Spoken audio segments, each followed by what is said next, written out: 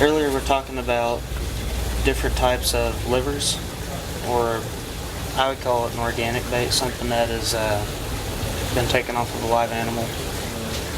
Applying these can be a trick sometimes. We get asked a lot of questions about, how do I keep this on the hook? It is a trick. Using a circle hook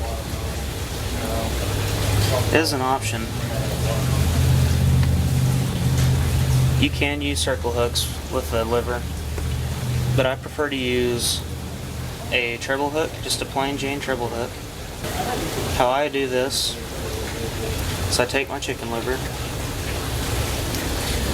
They come in sections. They're multiple bodied organ, so it's not all one piece. This kind of makes it harder to put on there. If you really want to take the time, you can cut them apart, or if you want a big wad, you can leave them whole.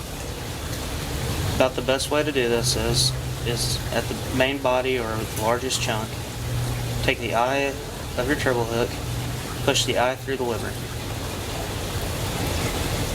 Have it come out the top side.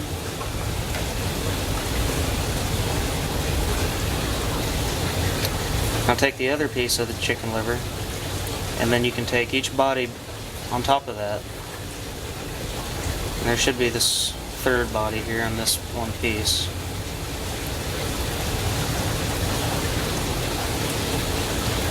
Now push the liver down onto the hook, exposing the eye.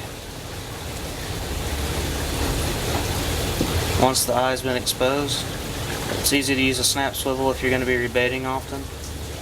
So every time you can push it down on there like so,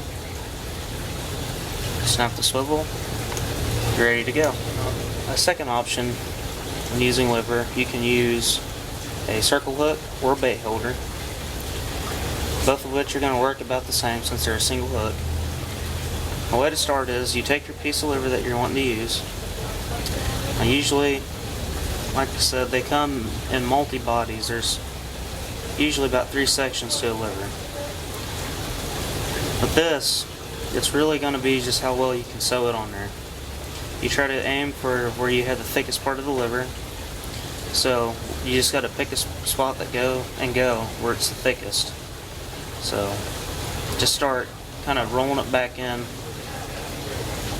through itself, pulling sections every time that you hook in. Try to hit a different section of the liver. Kind of twist it and roll it on there. It's kind of a messy deal to do. You got to do that until you feel as if it's adequate. Kind of give it a shake, because you got to remember you have to cast it out there, so you want it on there good and firm. Shaking it's the way I like to see. If it's going to fall apart, it'll fall apart there. If you need to, just leave it on there accordingly.